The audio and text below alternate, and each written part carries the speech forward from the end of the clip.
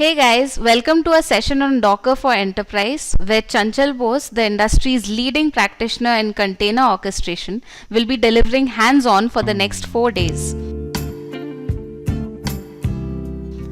COS or Complete Open Source Solution is organizing this workshop as a base for upcoming training delivery in OpenShift DO280.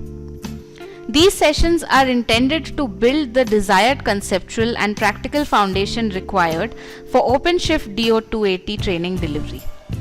COS has declared LEAP 2 Virtual Summer Internship Program for BE, BTech and MCA students. LEAP 2 is the only research-based internship program in India and is a one-of-its-kind program designed by COS India in association with our education partner Red Hat Academy and technology partner Prodavance Technologies. If you intend to get trained and certified in OpenShift DO280, then we suggest you enroll for our upcoming session as a whole set of incentives are associated if you register before 31st May 2020. Good morning everybody. Welcome to day 3 of our Docker Mastery training session. It appears the number of attendees are sufficient, so let me start the day's session. These sessions are primarily to lay foundation for container orchestration using OpenShift or Kubernetes. Docker is not used or seldom used for container orchestration. Still, we need to master the basics of Docker. Why? Because at the end of the day, whether you use Kubernetes or for that matter OpenShift or EKS or Pivotal Container Service, at the end of the day they are containers, and you should have a precise idea what's a container is all about, how to create a container, from Docker file. With that knowledge, you can only delve deeper or engage into the mystery or mastery of container orchestration. When a container orchestration is required, usually for each of the cloud platform has their own set of tool for orchestration, container orchestration. For example, Amazon has EKS. If you go to, for example, if you search PKS, okay, and you will find PKS is primarily the tool used by VMware World for container orchestration using Kubernetes. Similarly, if you are searching Kubernetes on Azure, Kubernetes, so each of these cloud platform has their own way. Okay, Azure Kubernetes Service or AKS is the service by Azure. So container orchestration in Azure. Okay, so everything, the world is using Kubernetes or as the underlying orchestration, container orchestration engine.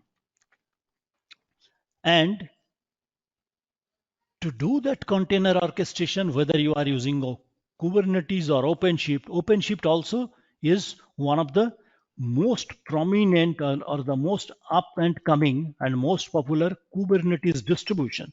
Okay, so, and that being said,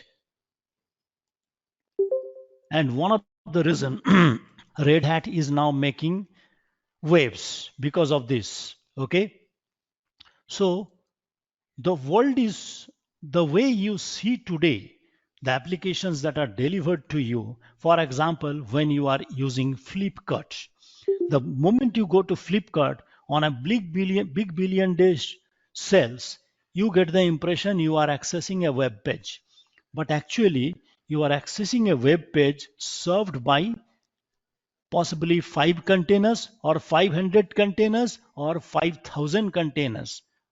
They are all replicas depending on which date you are trying to access that. On a big billion day, the first time Flipkart promoted big billion day, because there was such a rush for Flipkart site that the entire Flipkart crashed, and they learned the lesson. So they switched over for their website delivery using containers. Now, what is the advantage of container? The biggest advantage of container is the moment you start delivering, what really happens, you can decide for each of the site how many replicas I should have. Okay, for example, today if the demand is expected to surge, I start with 100 replicas of my website. Okay, so the moment demand surges, what really happens?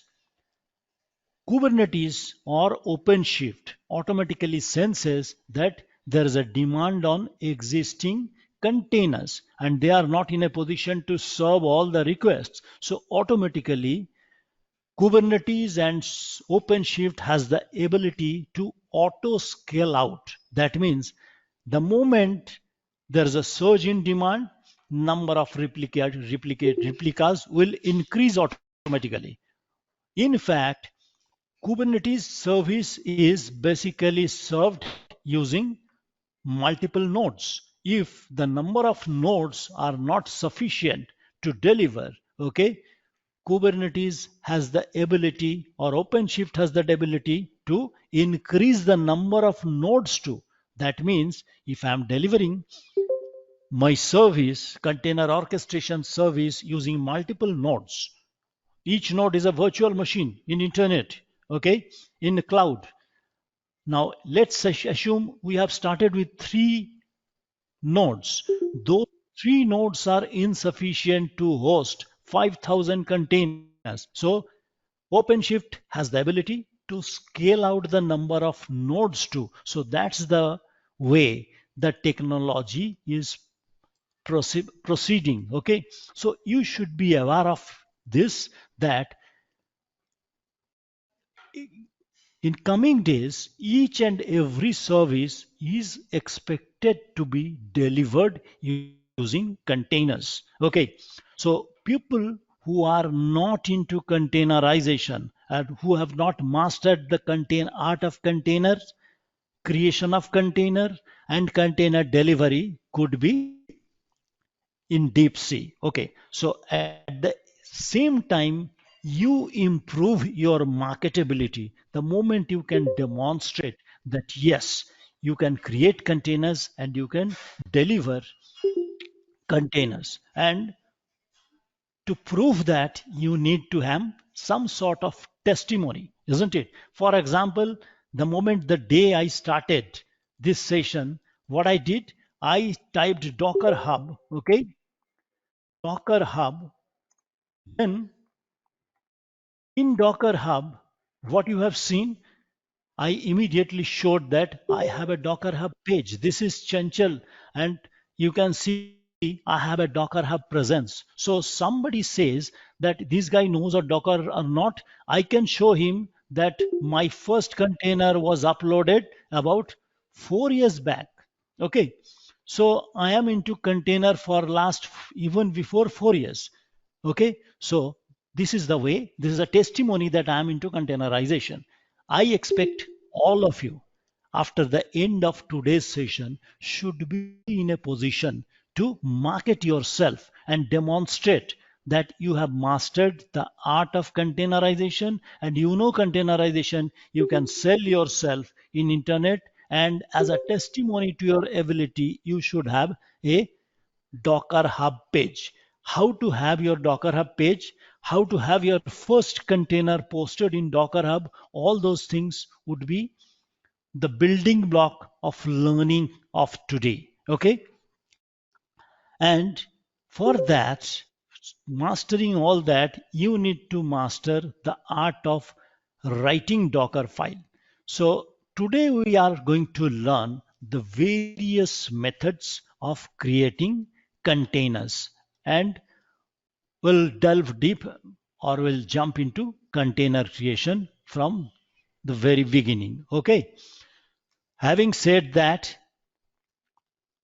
yesterday we went up to, I really don't remember at what stage okay, all this we have done. Okay,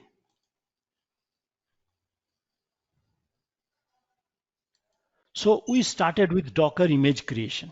Okay, yesterday we started with Docker image creation. We created a Docker container image. Thereafter, we also have created what? Internal container registry. Okay, and we have pushed our container image to the internal container registry, isn't it? I hope you all remember that. So today also we start from there only. There is my Oracle VirtualBox, and as it is, I have not destroyed that machine of yesterday. So what I'll do, I'll uh, start detachable or headless start. Okay, detachable start. So the detachable starts gives me the option of sending the instance to background. Okay, so what I'll do, I'll first ascertain the IP of this system, then I'll connect it using MobiXterm. Why I use MobiXterm? MobiXterm gives me the advantage of whatever that I do, I can do a copy paste and my mouse doesn't get attached to this thing. I don't know whether yesterday's IP is still there or not. I can try to, okay. 139, I'm certain that today the 139 IP is not of this system. Okay, so let me see what is IP.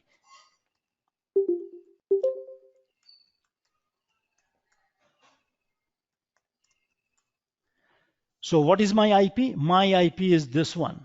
Okay, my IP is 192.168.31.40. Okay, so I can now send it to close it and continue in the background because I know the IP address is 140. Okay, so here I'm going to type 140. Okay,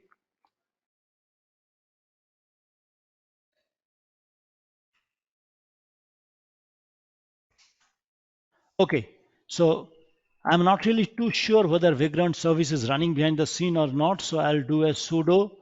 Okay, sorry.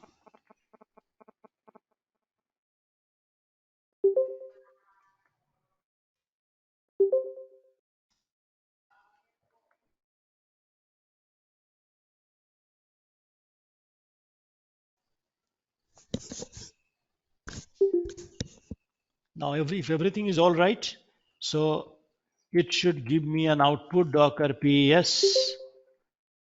Okay, so there is one registry service that was running yesterday that is still running. Okay, so there is only one process, that is only one container that is running. The internal registry that we have created, that is still running. Okay, so let's get down to business of today. We are going to create a Ubuntu container and thereafter we are going to customize this container, save this container, okay, then create a Docker Hub account and try to push this container to publish this container to Docker Hub. Make sense? Okay, let's get down to business first of all. And this exercise I'll be expecting all of you to do because I am going to verify later on whether you have created your Docker Hub container account or not, whether you have pushed any images there or not, and the exercises. If not, if you are facing any challenge, please share that with me so that we can collectively sort it out to your advantage. Okay? Okay. So first thing is Docker container run. Okay, -it Ubuntu. So Docker container run or Docker run is more or less by default same, -it, then Ubuntu, then it is bin bash, I think.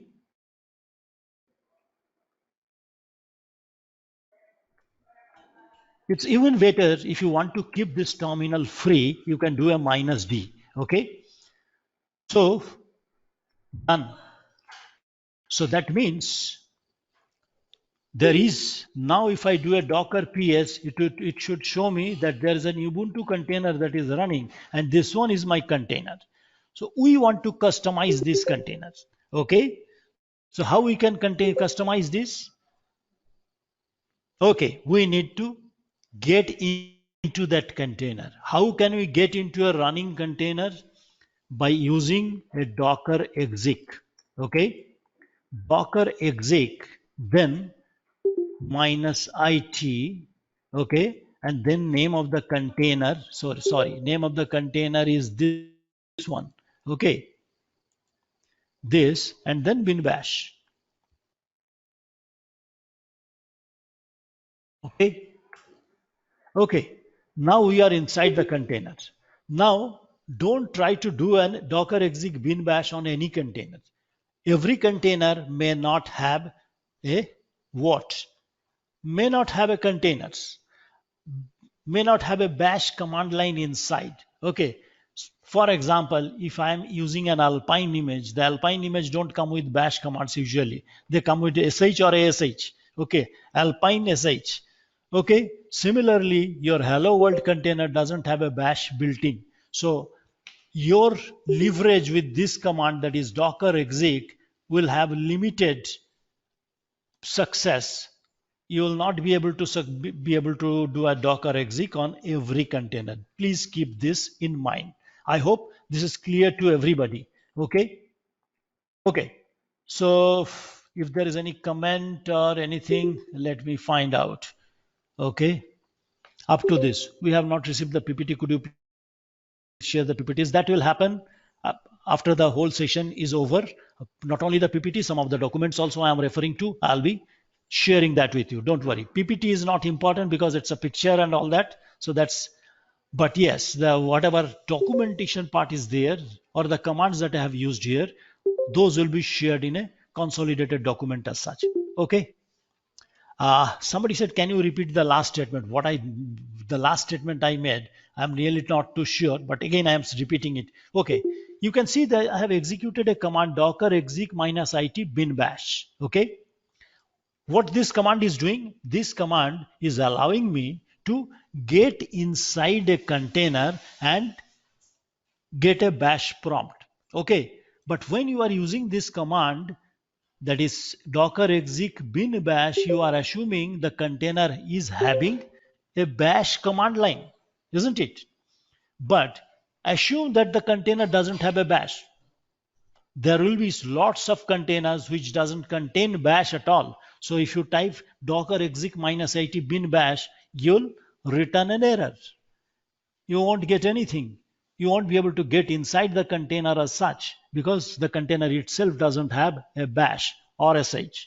Okay, so that's what I was talking about. Okay, okay. So having said that, next we are going to refer to our. One question, sir. This one Yes, prayer. please. If there is no bin bash, like how do we know like then what to put there? Okay, see, what to put there means somebody has created that container image. Okay. Yeah. For example, let's assume I have created the container. I want that the container should be efficient and should contain only the things I feel important. Okay. So it will contain only that much and it is doesn't have a bin bash and it won't have a bin bash. It is my decision. I have created the container. No, if you are hell bent on putting a container inside there, okay, then you should create your own container using the containers docker file or some kind of source code. Okay, so you create your own container where you can put in your required binaries, for example, whatever applications that you want, they should be there and you can put them. And that's what we are going to learn today. How can I create my own container and how do I put my desired applications inside that container? Okay, all this is part of your learning today. Okay, so that you This, can also all come this up with contain your.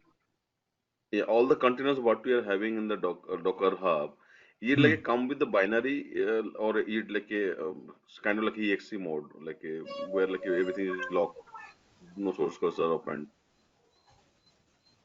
Your question is not clear.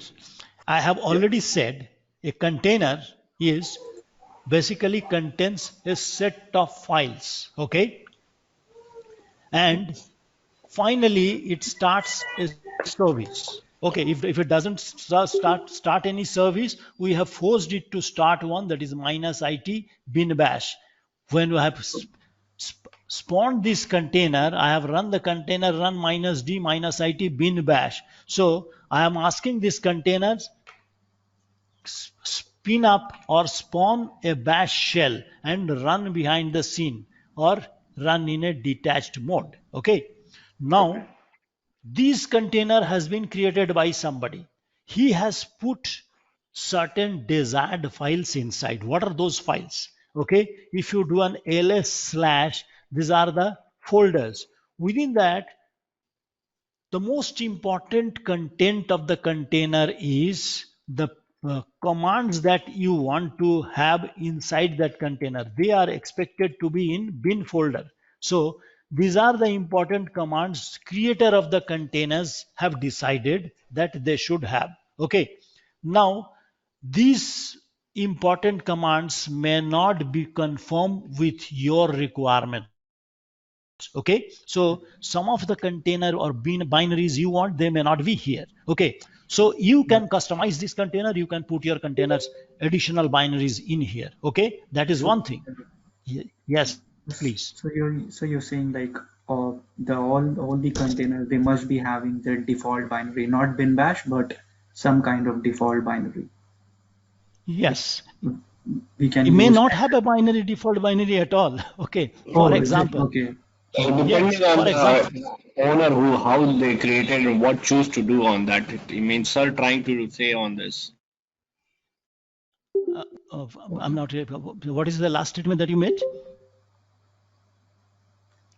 Okay, anyway, So so okay, so my it seems it depends on the individual what he wants to make a container look like. yes, yes. At the end of the day, whoever is creating the container, he has a desired outcome. For example, hello world, you'll be surprised that hello world does container doesn't have anything, only one echo.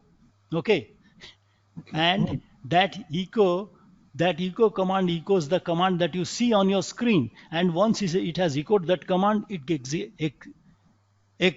exits. Okay, so there is nothing inside. So that's why it is the smallest and lightest container, because that container is not supposed to serve any application.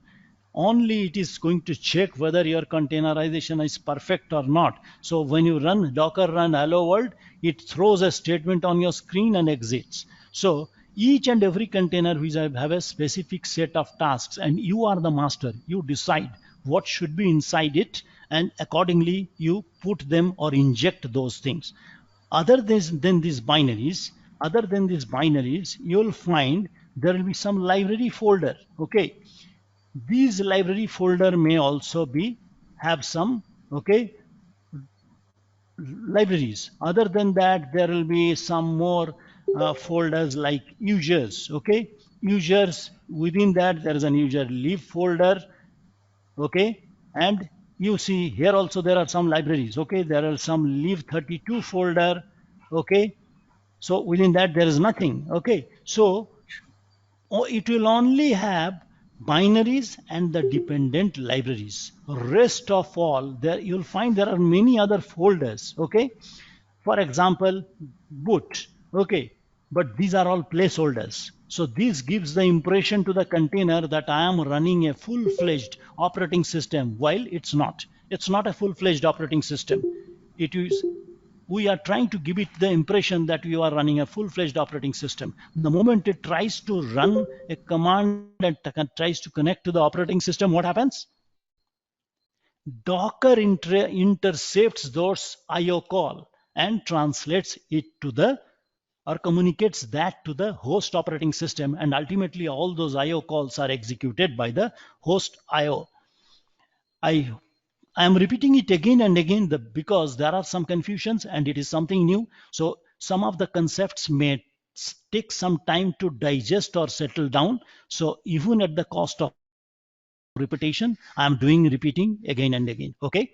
So many of these folders, as I said, are placeholders. Okay. So they are blank so that the container should get the impression as if there is everything there. It is a completely full-fledged operating system. Okay, now having said that, let's assume this is the container. We started with an premises or assumption. We are going to customize this container. How to customize it? First of all, I am going to do an apt-get update. Those of you comfortable with Ubuntu, you know that apt-get update is just like yum update. So this command, invalid operation apt-get update. Okay, apt-get, the command is something like this. Apt-get. Press, yes, apt press double tab, apt-get update. Okay.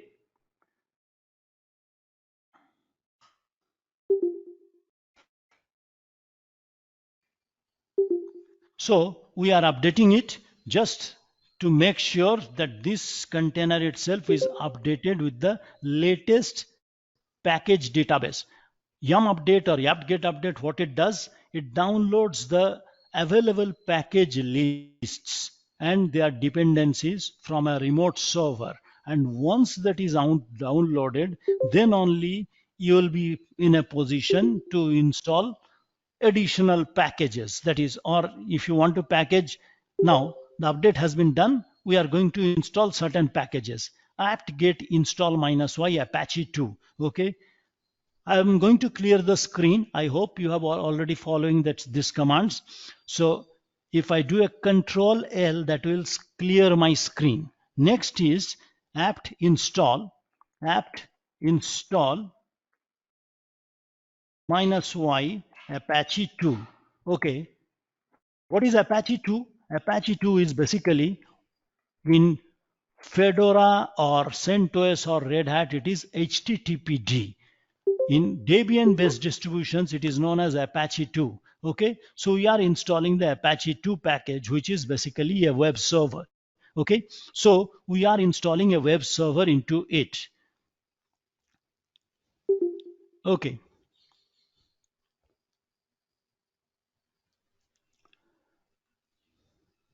So once this is updated, what we are going to do, we are going to save this image. Okay, and we are going to save this image and create a new image out of it. Okay.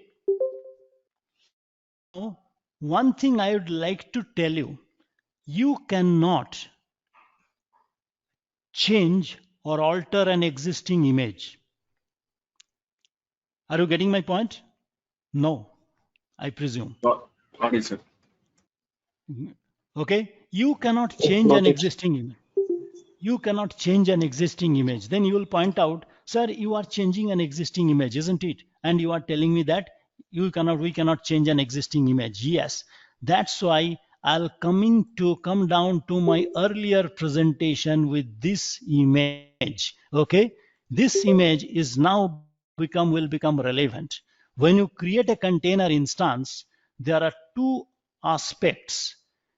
One is an image layer. This image layer is locked. Okay, you cannot make any edit to the original underlying image as such.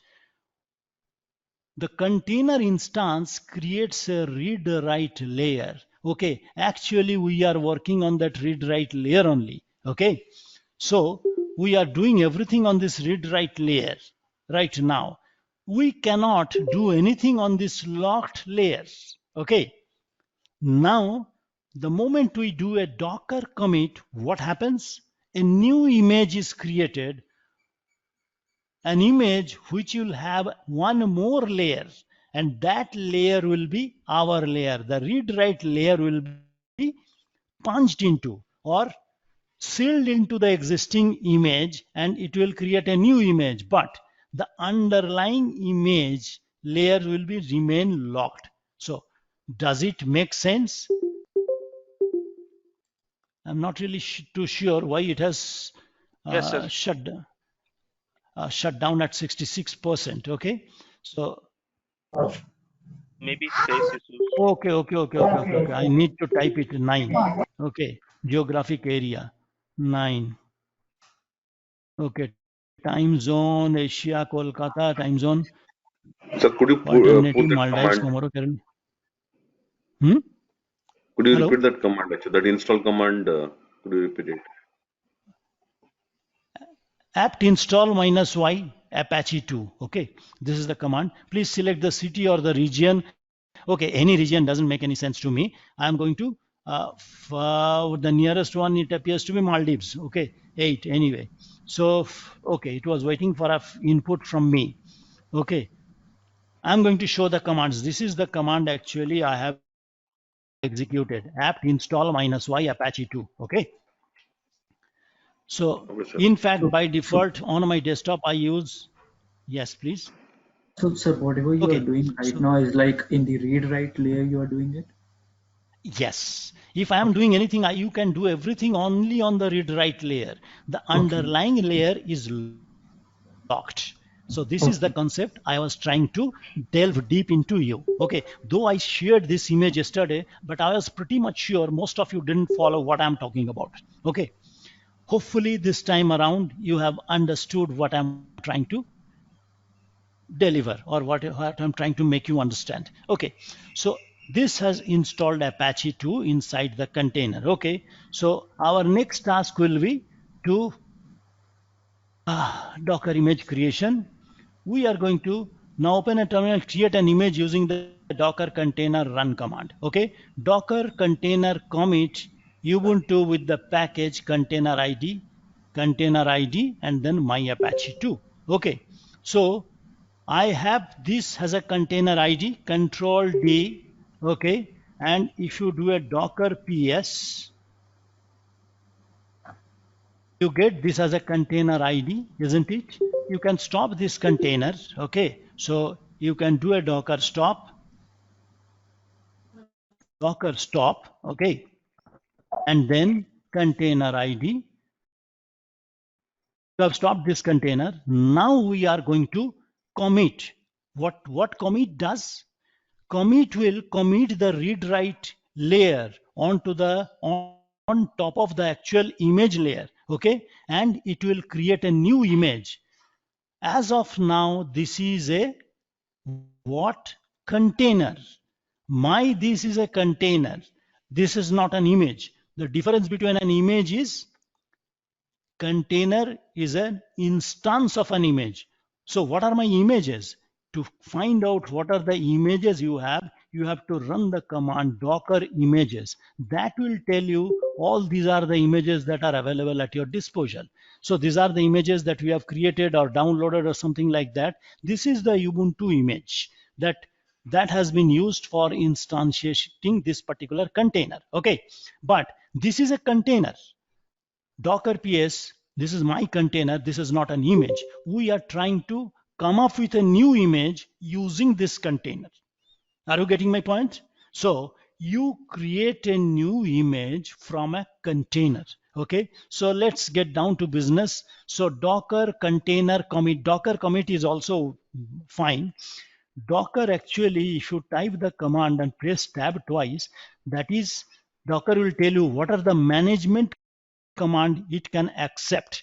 If you do a Docker commit, it will assume Docker container commit. Okay, so the first command is, it is important you need to have this, okay, container ID. Okay, so we need to have this container ID, and then we need to run the command docker commit. Okay, and we need this container ID for the commitment. Okay, and then minus author. So you are going to put this author. Okay, and we can put it as Chanchal. Okay, okay, and then message Ubuntu with Apache 2 package. I'm going to copy and paste it right here. Okay, I don't want to type so much. Okay, then container ID. What is the container ID? This is the container ID. Okay, so you need to put this here, container ID, then a name. Since we are going to create a new Ubuntu image, okay, we are going to name it as my Ubuntu. Okay. Done. If everything is all right, this should give me a proper result. So we get an outcome something like this, SHSM or something like that. Now, if I do a docker ps minus docker ps, this will not show. What is this then? If you do a docker images now, you will find a new image has come up.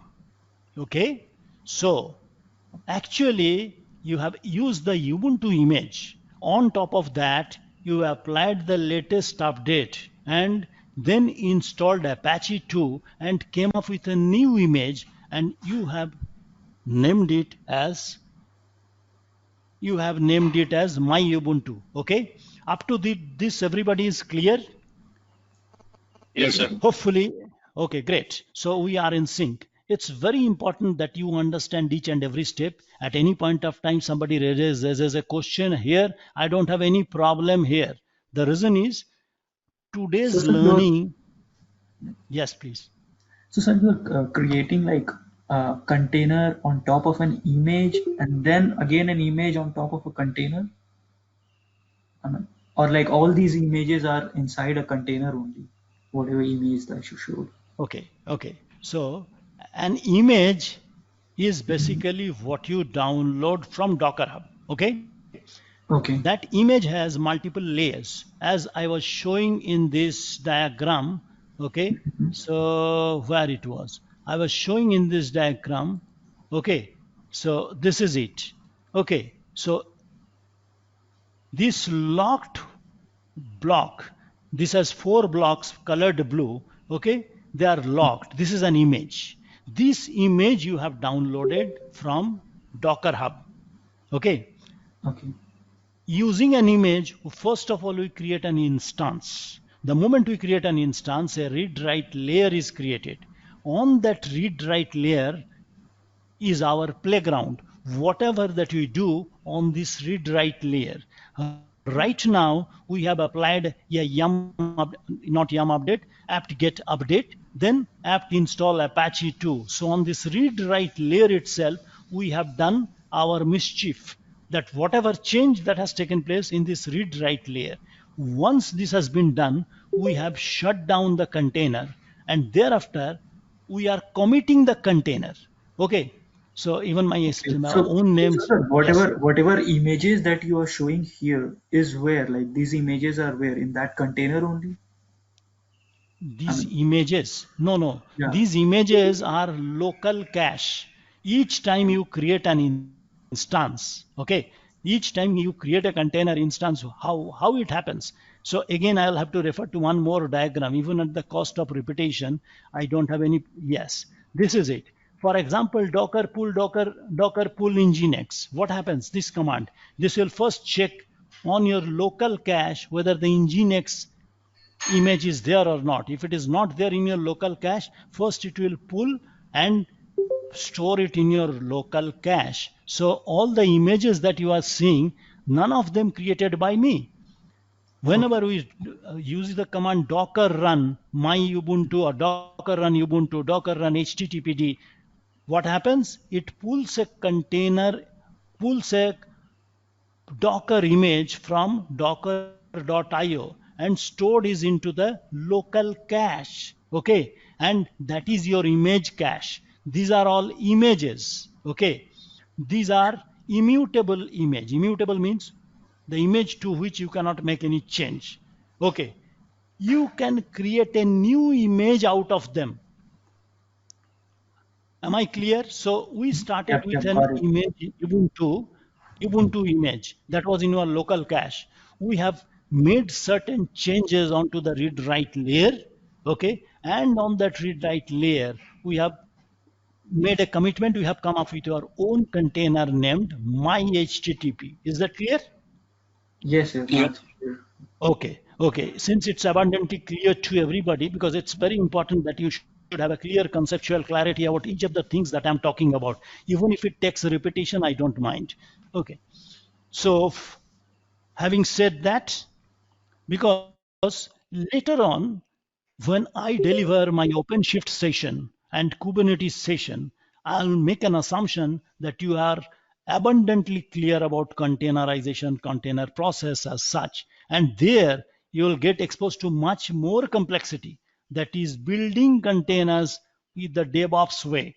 Okay, that is how to create a container from source code, that is S2I image, source to I image builder, because container building has now become very sophisticated art, not this simple the way now you are seeing here. The moment you start using OpenShift, you will find that my OpenShift, I'll point out to a GitHub repository. OpenShift will directly connect to it. Okay, pull that GitHub code and put inside a container, compile it, create a new container out of it, then create my application on the fly and orchestrate it with the number of desired replications on a container orchestration platform. So container orchestration has gone that far in terms of sophistication. So this is only the tip of the iceberg. Why I say you learn Docker, but you don't use Docker. You learn Docker, the reason is you have a clear understanding that container architecture in general as such. But on the day of reckoning, when you deliver containerized applications, things are much more complex and sophisticated. Okay, we'll get exposure to that as and when you start using Kubernetes and OpenShift. Okay, so now that my HTTP container has been created, okay, so we'll get back to our presentation. So it is already created. Okay, if I do a docker diff of what? Okay, command lists all the changes to the container file system from its image. Okay, so where is my container? Okay, docker diff.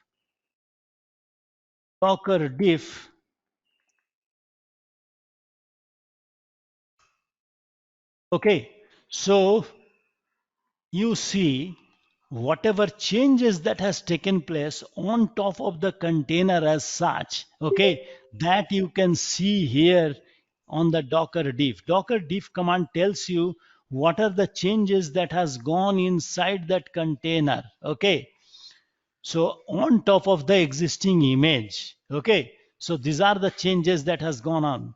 Okay, anyway, so later on, okay, now our work is to push this container image to Docker Hub. Here, I will Sir, expect. I'm getting Yes, some error actually, sir. you are I'm getting getting some error. Well, yeah, I've just put in the chat. Okay, you have put it in the chat. Okay, let me come down to the chat. Okay, not the other window. Here, okay. Have downloaded the Ubuntu container. Have you downloaded it? I'm getting this error. Which error? Soumitra Paul Above Ubuntu with one. Apache 2. This one, docker commit minus author Soumitra Paul Ubuntu with Apache 2. This, okay. And my Ubuntu error response, no such container. Okay. So you need to ascertain the container ID. Okay. So for example, I am sure what is my container ID? This is saying that I have already ascertained my container ID. Okay. So if you do a docker ps minus a, if you do a docker ps minus a, that will tell you all the containers. For example, here is my container ID. So you can ascertain the container ID. So when you are using this command, make sure this Ubuntu's container ID, whatever that is shown here as container ID, you should be typing that here. That is, after package, this one should be the actual container ID, because the error itself is telling you that there is no such container. So your docker ps should produce this output that you have a container with this name. Are you getting my point? Okay. Docker ps minus a, that should produce a container ID, the one that you are showing me here.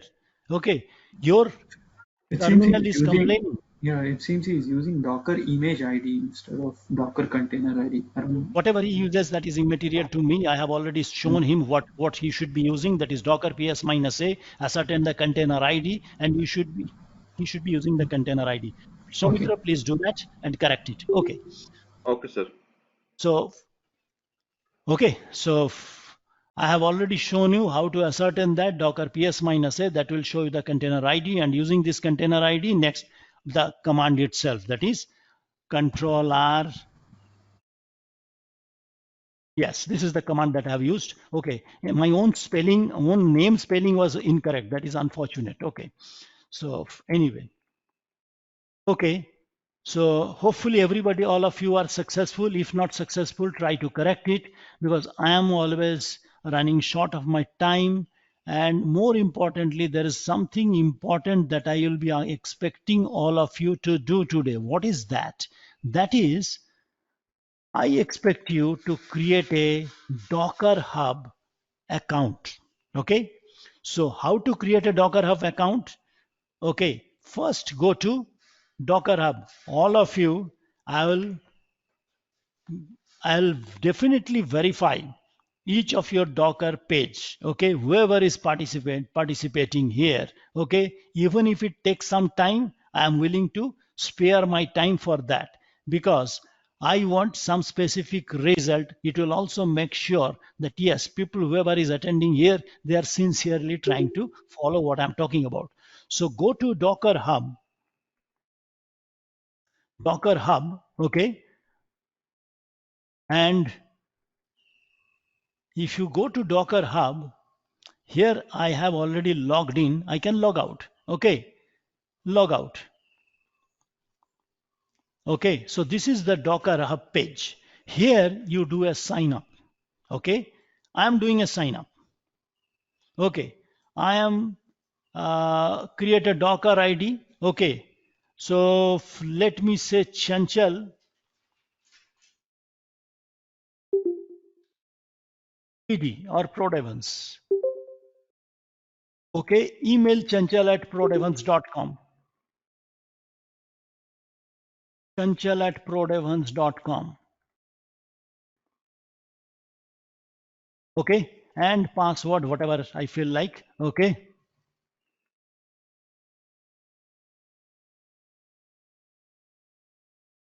password must be at least 9 character. Okay, okay, send an occasional product after I am no robot. Okay, so sign up.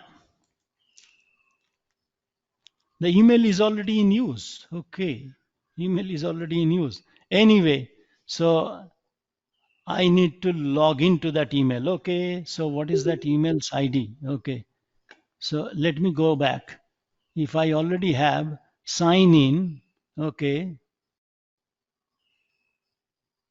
and Chanchal, this is okay. Forgot my Docker ID or password. Okay, so I'll say chanchal@prodevans.com is my email ID. So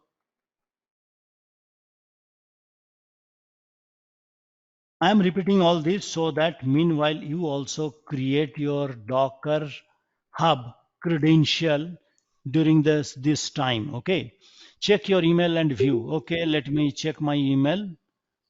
Okay, so inbox, no reply, Docker Hub, password retrieval. Okay, reset password. Okay, password. Okay, what is my, your ID is Chanchal@prodevans. Okay, my ID is Chanchal@prodevans. Okay, Chanchal Prodevans. Let me see. Sign in.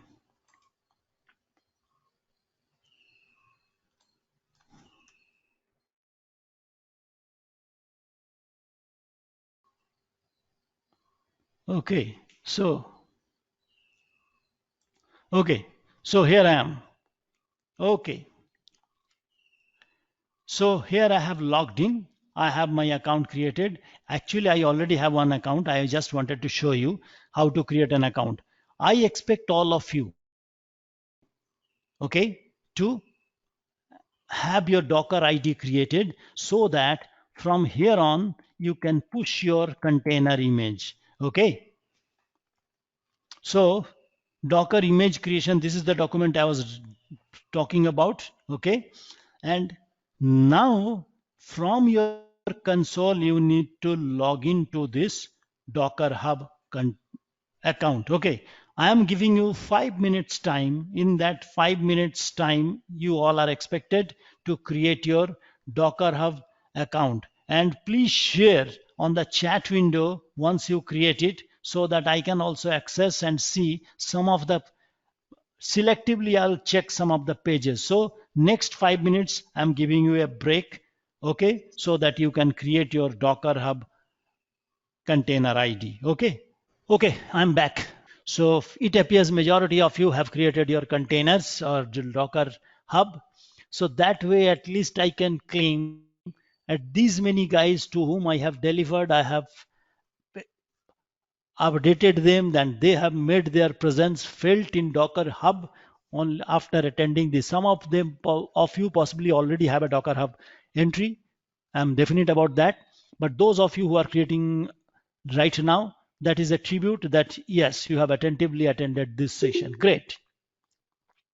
So let's get into this, our next part of the exercise. That is the Docker image that we have created. We need to push it to your Docker Hub. First of all, you need to log in from your container, console. So first thing, the command is docker login.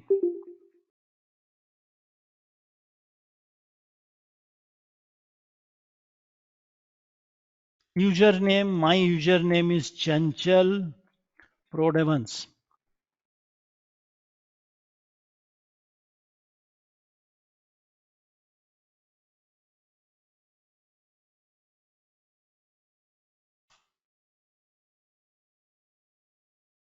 Okay, it appears that I am not typing the password correctly and I have not reset the password also. Anyway,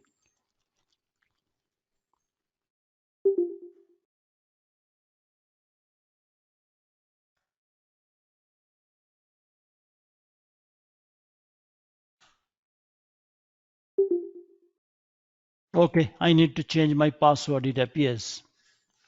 So reset password.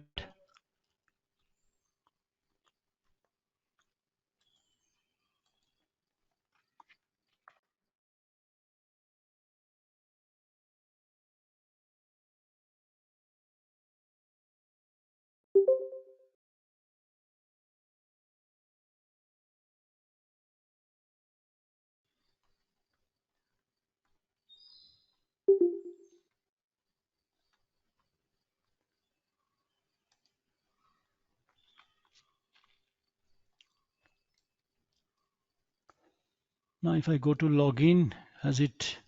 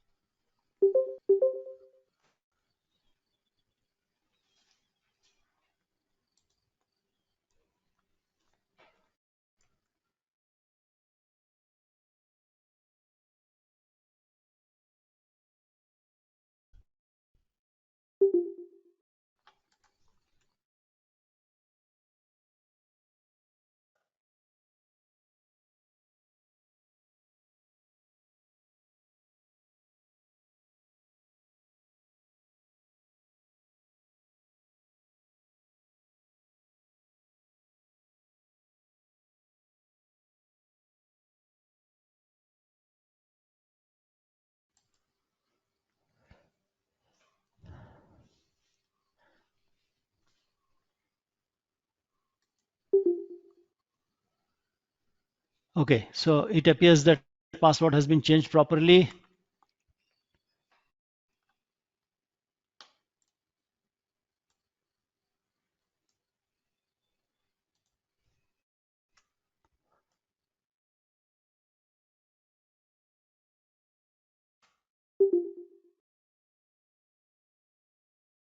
Okay, login succeeded finally.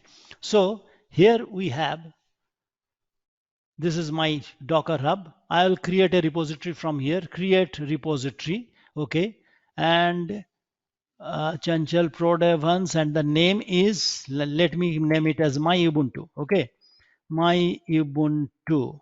Okay, and then description, Ubuntu with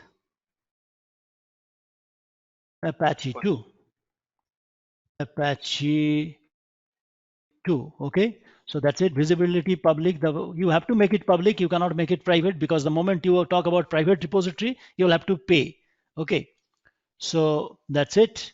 So having done that, create. So I have created a repository. Okay. Okay, please link to a GitHub bucket. Okay, that is not important. So public repositories appear in Docker Hub. Automatically, okay, create. I hope that has been created, hopefully. So if I go to my repositories section, authentication credentials were not provided. Authentication credentials were, make sure to change the tag name with your desired image. Okay, my Ubuntu, and then authentications credentials are not provided, public. Okay, if I go to my repositories, does it show the repositories has been created? No. So tip, not finding your repository, try switching to namespace via the offlet drop down button. Okay, my profile, my content, my billing, create repository. Okay, my Ubuntu.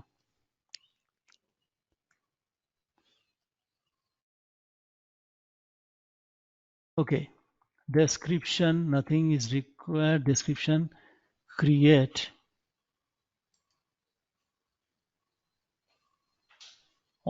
Authentication credentials.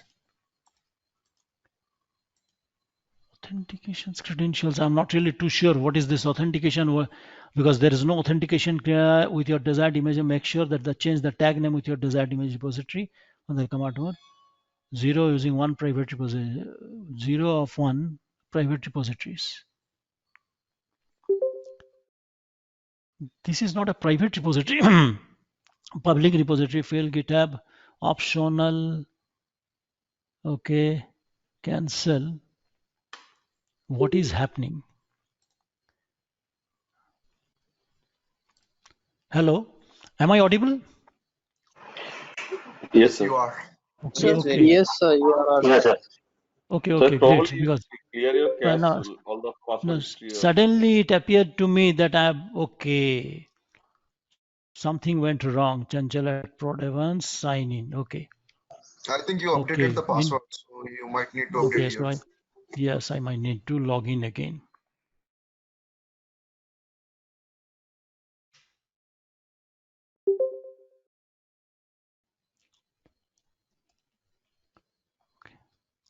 Update password. Okay, so public view, this public view, this is no private view. Okay, so using this repositories, general repositories, here I can click repositories, create a repository from here. Okay, my Ubuntu. Okay, description, Ubuntu with, even if I don't put this description, doesn't make any difference, Ubuntu with Apache 2. But usually that makes sense, because whatever that you do, at least people should get the impression why you are doing this. Create. Okay, creating. So my Ubuntu has been created. So our next part is to, inside this repository, I don't have anything inside it. Okay, so I need to push my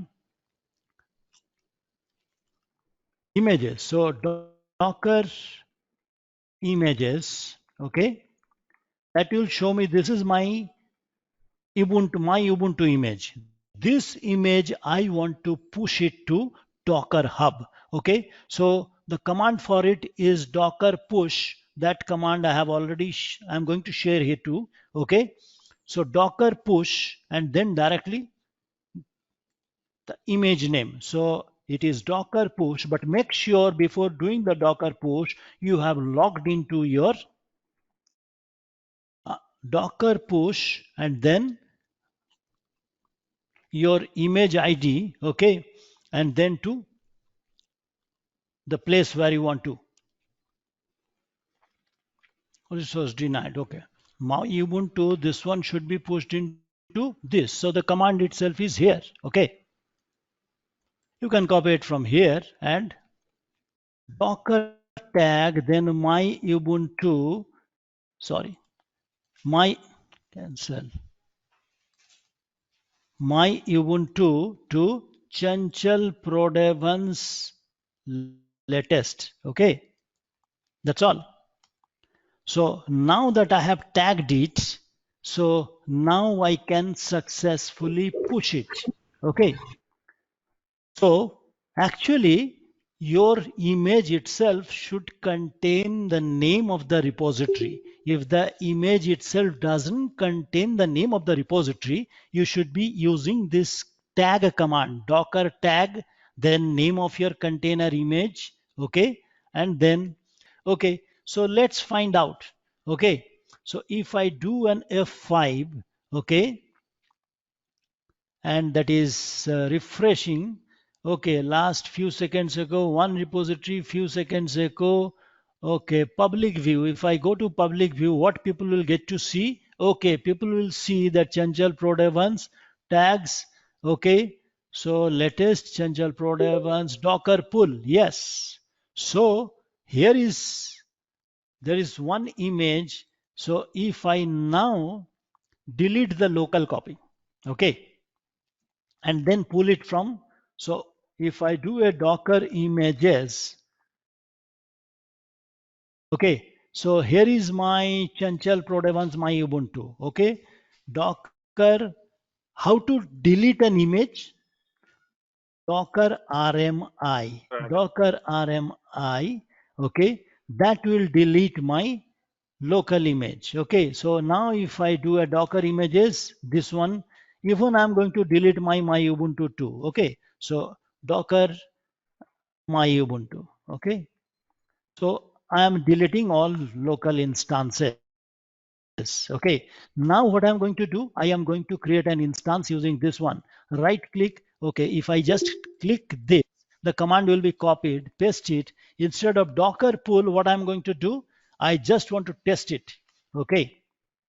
Docker run -d -it, okay, and then bin bash, just to ascertain that everything that I've done is working fine and correctly, okay. So it says that it is not no longer locally available, so it's pulling, okay, so it is downloading, okay.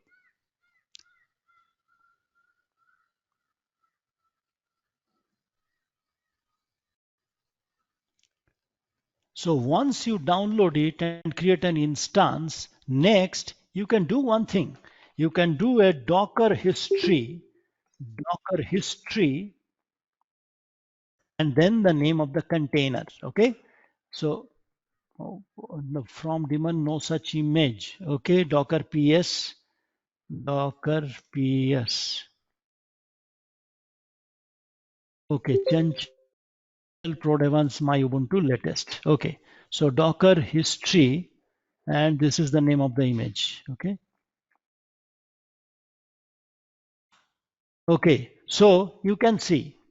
So these are the various layers that it has. Hopefully somewhere that Ubuntu Apache is also added somewhere here on these. Okay. Okay. So having said that, you have all learned what today?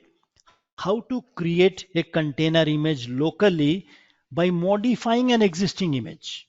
Okay, so how to insert various packages into that, and thereafter pushing your container image so that everybody in the world can see that you have a container repository, and you can create your own repository and you can share it with the world. Okay, so having said that, this is not the ideal way of creating a container image. Okay, ideal way of creating a container image is using a Docker file.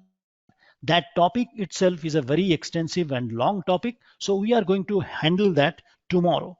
But so having said that, I am going to uh, end this session today. So if you have any questions right now, you can put your questions in the comment section, or you can be vocal as well.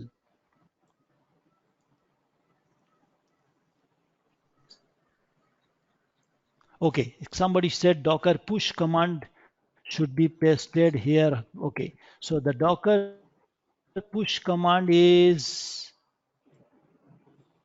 here it is. So this is the Docker push command.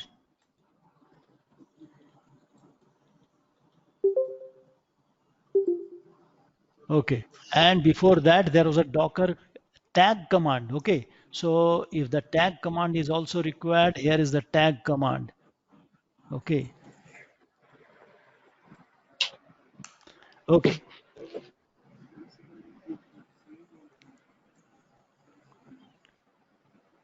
Okay. After creating the Docker, where we need to go to select the repository field in the Docker. Okay. So here is my Docker Hub account. This is Chanchal. Okay. So this is not the one I'm talking about. I am, where is my Docker Hub account? Yes. So if you go to repositories, okay, can you see? I clicked my repositories, okay, and there you can click create repository. So somebody, whoever is raised this question, how and where do I create this? Okay, so you can create it from here, create repository. The moment you click create repository, Chanchal Prodevans, this one will remain, and here you put the name of your repository, then descriptions, and finally click the create tab. Okay, tomorrow we'll take it to the next stage.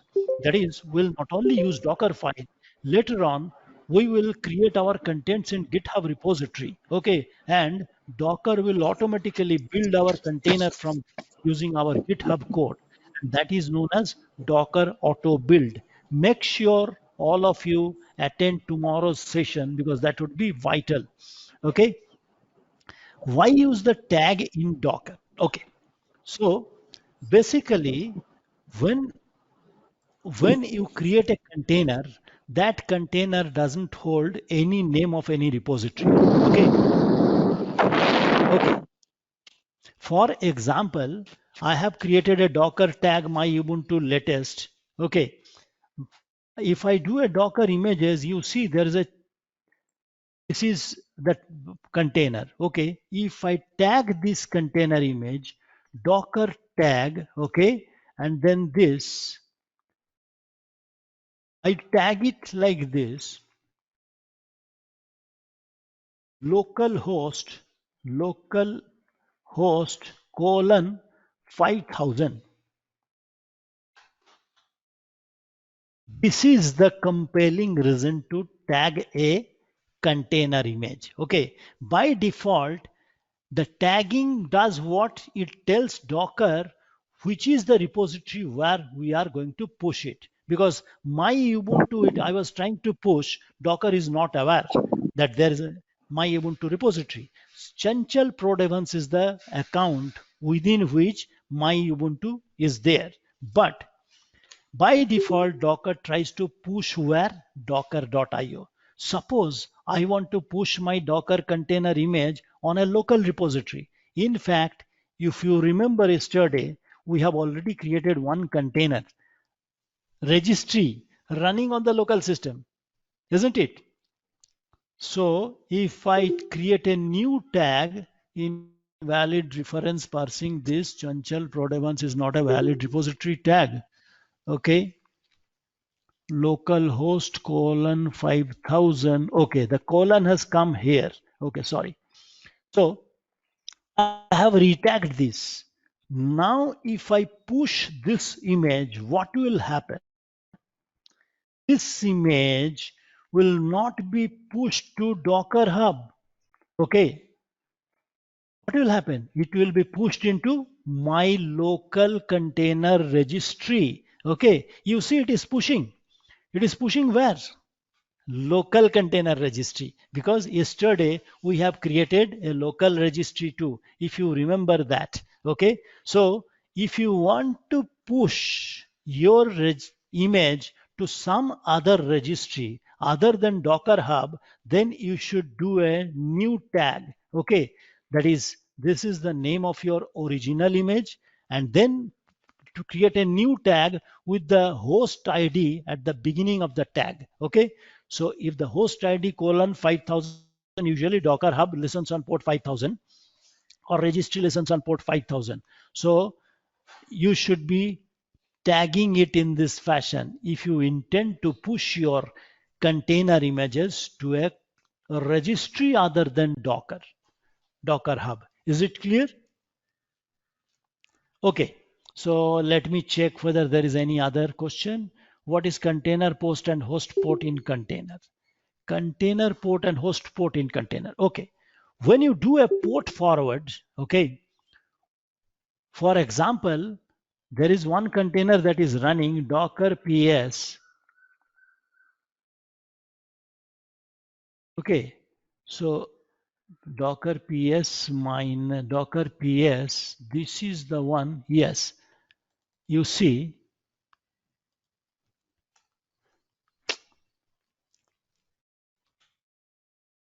Okay,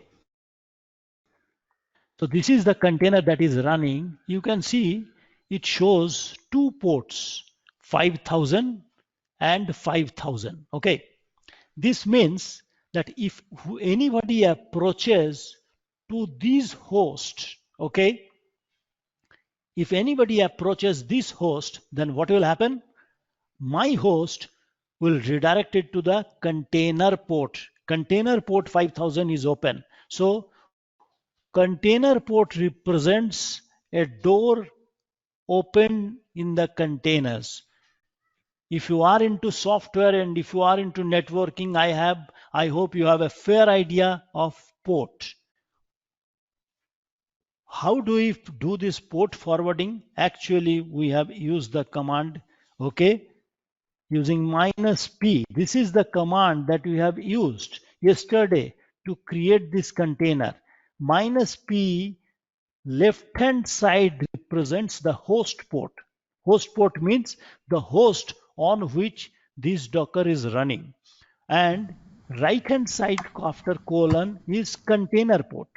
So this container registry 2 has been already created with a container port 5000 already listening.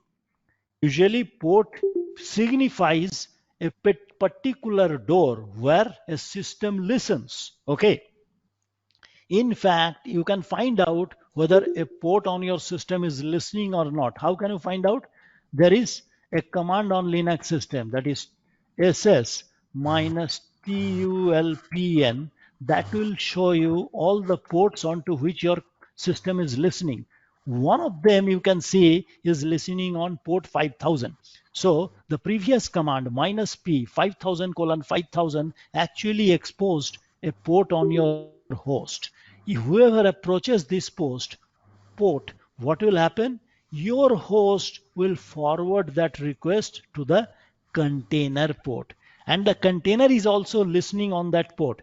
Just to verify, don't believe my word, that is whether the container is listening on that port or not, you can do a Docker inspect. Okay, Docker inspect, then the container name, and then do a pipe or grep port, grep -i port. Okay, so you see, yes, so your container is also listening on 5000 ports. Okay, and this is the port binding. This is saying that the port has been, host port has been bound to the container ports. Okay, so exposed port is 5000 and the host port is, it is bound to that container port is already bound to that particular port. Okay, so Sir, if we don't give any port, well, why creating container, it takes the default, right? 5,000. Yes, this Okay. container image has been written with the intention, whoever has created this container, he has already defined.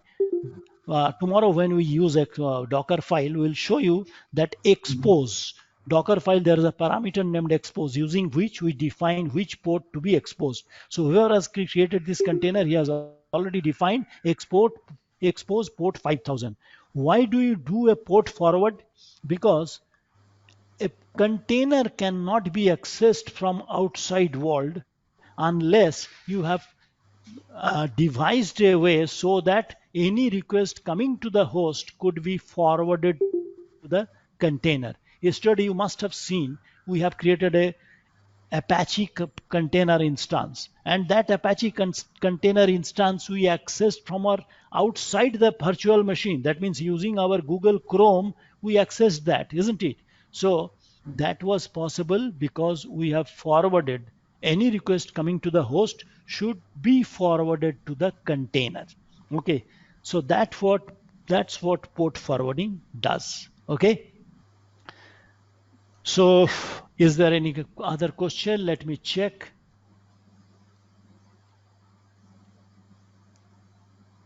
How to handle VLAN tagging in Docker. So, Docker is not the ideal piece of software for VLAN tagging and that kind of complexities. Okay, so there are other complex software defined network tools available using which you, in fact, all these complex or advanced things like tools like Calico, or for that matter Flex, and various other SDN tools that are available. Usually they are used for this advanced uh, networking. Of course, if you want, you can create additional container network. Docker has a command like docker network create. Okay, tomorrow if possible I'll touch upon Docker networking, what really happens behind the scene and what is Docker networking, and a few commands about Docker networking. You can create by default. Docker creates what? If you do a Docker not really Docker PS, IPA, and then pipe grep, okay, minus A5 Docker, okay, Docker 0. Okay, so you see Docker 0, this is the bridge interface that Docker creates. Okay, and this by default has an IP address docker 01. Okay, and what are these with?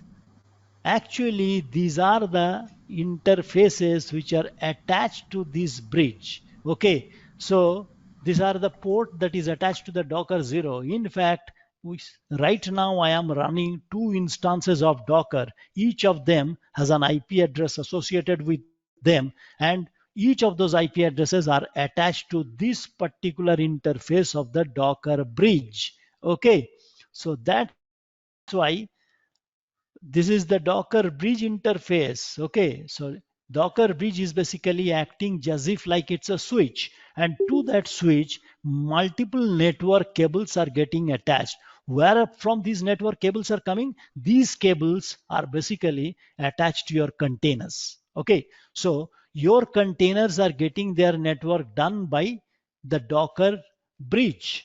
Docker bridge automatically creates a network connection and network interface, etc. If possible, I'll tomorrow explain a bit detail with graphically or with a presentation what is the Docker network, okay, and Docker bridge. Okay, okay.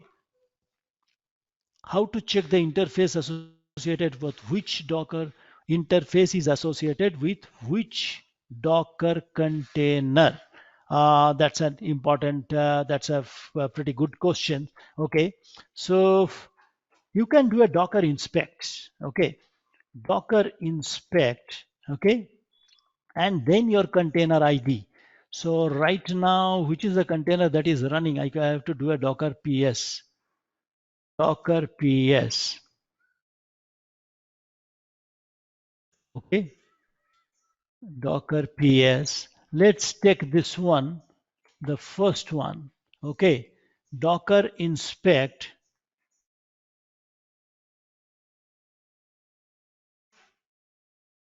Then this.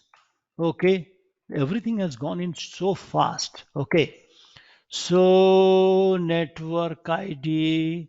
So IP address is the endpoint ID. So there's an endpoint ID and the network ID. These are the two things that is visible. Okay, and can we see that whether any of these are visible here? FEB, this 60A, link address 580T, Docker state group fault. Okay, scope link. Okay, is there any other address interface? 60 endpoint ID 60A, endpoint ID 60.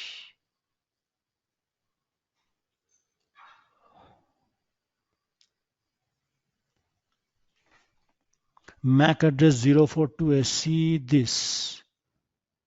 Okay, MAC address is the FE, MAC address is 02. Okay, so MAC address is 02.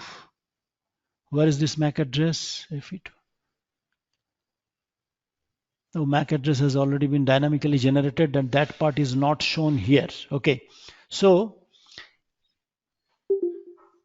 usually if you investigate from this itself, that is Docker inspect, you'll have to investigate a bit more, delve deep, and you'll find out which interface is attached to which particular Docker and is with device. But usually you don't have to do that. Okay, the reason being we directly connect to an interface. Okay, if we just put down this, okay, and destroy this container, then you will automatically come to see that this one is the older one. So this is attached to primarily our yesterday's registry one. So anyway, Docker exec IT container cat sys if link 123, great. So Docker exec IT container cat sys class net. Okay, somebody has given me and command to find that out. Great. If link no such, okay, my container is not there. Naturally, I'm stupid enough to type it -it and then is there a registry? Okay, this one is this one. Okay, no such if link. Okay, let's do a bin bash. Okay, and then thereafter find out. Okay, /bin/bash. Okay, and then do this, that is cat/sys/class. Okay, then net. Okay, then eth0 within that if link.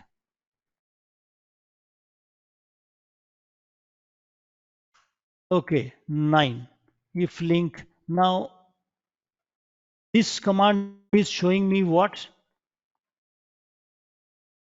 Does it give me any hint as to throw any light to the question? Easiest way you can take on where I think IP address right. Easiest way, I think IP address right. Please decode it.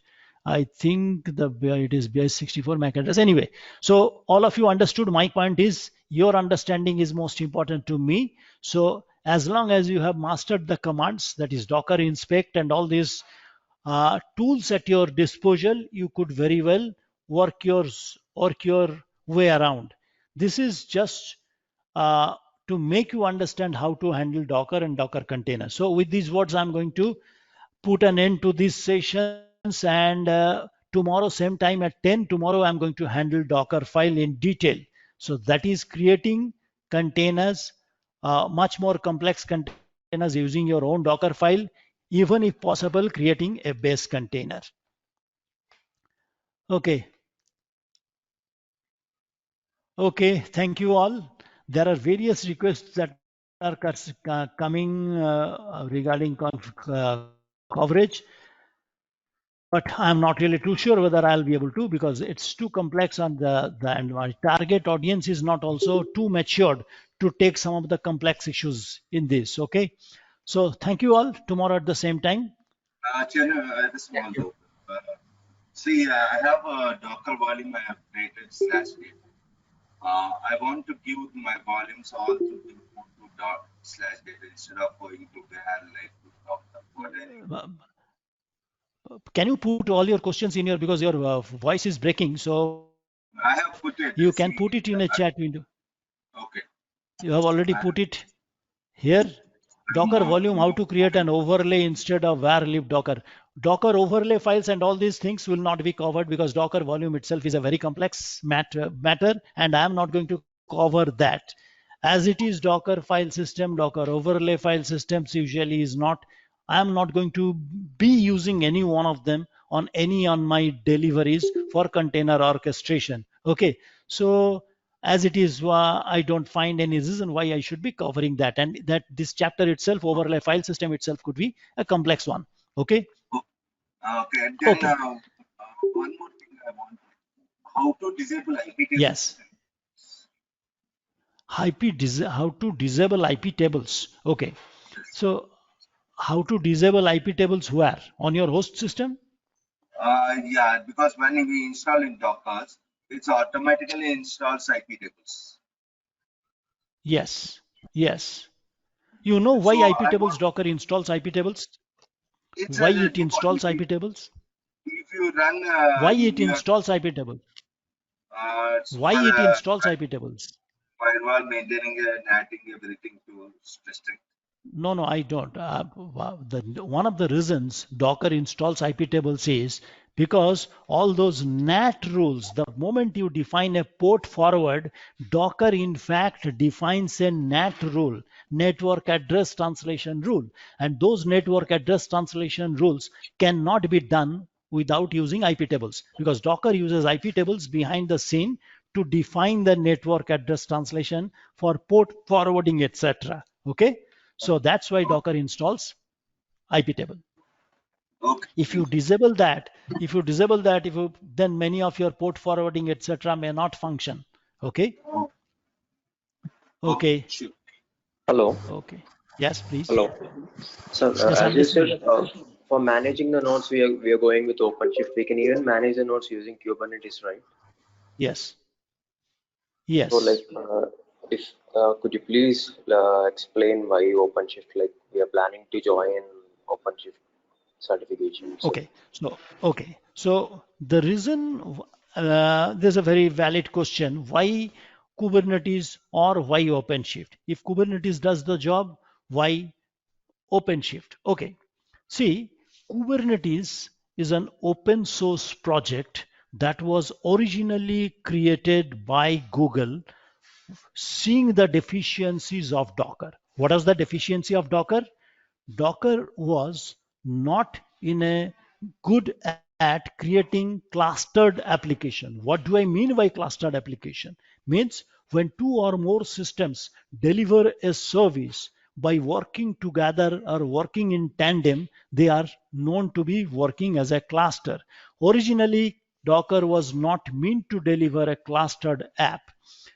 Another thing was there was no self-healing mechanism built into Docker. Okay. And more importantly, there are various method of attaching complex persistent volumes and attaching various software defined networking tools so that to create a complex network service, all these were not part of Docker. Seeing these shortcomings, Google created Kubernetes. Kubernetes they are already using and made it open source. Entire open source world adopted it. More importantly, Red Hat played a major role in adopting Kubernetes, and one of the best Kubernetes distribution operating system was CoreOS. Red Hat acquired CoreOS and developed Kubernetes orchestration and took Kubernetes orchestration to the next level. Okay, and in terms of code contribution in Kubernetes also, Red Hat plays a major role. Now, why? Because Kubernetes is not owned by any particular commercial software content delivery company. So Kubernetes has some shortcomings in terms of graphic user interface, and there are few other things that very shortly I'm talking about that. What OpenShift did on top of that, it brought into service various other value added content, the most important of which is the graphic user interface, okay, or the UI, and that UI has various authentication mechanism built in. That means you can incorporate it to your corporate authentication of AD, etc. In addition, what if you want to create containers, and if your containers should be proper and high quality containers supported by a reputable entity, Red Hat not only provides a container orchestration platform of it in its Kubernetes distribution, OpenShift Kubernetes distribution, it also comes with very high quality, guaranteed, warranted, supported containers like JBoss EAP. If you want to deliver a Java application that is dependent on a JSP server, in that case you require a JSP server, and that too it should be dependable. Your corporate entity will not place too much faith if you say that I have created this container. When Red Hat supplies a container, okay, and that is supported by container, it is always, corporate entities always want that everything they use that should be supported by dependable corporate entity. Red Hat brings into play high quality container images for container orchestration, whether for PHP, whether for JBoss, whether for Node.js, you name it. Red Hat has a container and various versionized containers already available that comes with OpenShift subscription. In addition, Red Hat itself develops various operators. Operators are the latest players or latest tools in OpenShift and Kubernetes field. Okay, and Red Hat is personally responsible for developing those operators, and almost entirely each and every aspect of Kubernetes itself is the principal contributor is Red Hat. So Red Hat has a deep knowledge, and that's why OpenShift is increasingly becoming the de facto container orchestration platform, where people want that their container orchestration should be hybrid one. Hybrid means part of it, some of the nodes are there locally, some of the nodes are installed in a cloud environment. Okay, so in such kind of scenario, OpenShift plays a major role. Okay, and you can, using OpenShift, you can deploy your containers partly here in physical machines in Bangalore, partly in virtual machines in Hyderabad, partly in USA. OpenShift is geolocation agnostics, in the sense that wherever your nodes are situated, you can deploy them using OpenShift, and OpenShift gives a very friendly graphic user interface. Okay, so to define self-healing, self-check, recovery methods, all these things using a graphic user interface developed by Red Hat. Okay, so that is one of the reason over Kubernetes to OpenShift. OpenShift is supported by Red Hat, one of the leaders in container orchestration technology. Kubernetes is an open source project that is not supported by any particular company as such. If you want to get the support of a company, then only you start using Google's Kubernetes distribution or Amazon's Kubernetes distribution and all that, but everybody knows that OpenShift is the most matured and advanced container orchestration mechanism. Thank you, sir.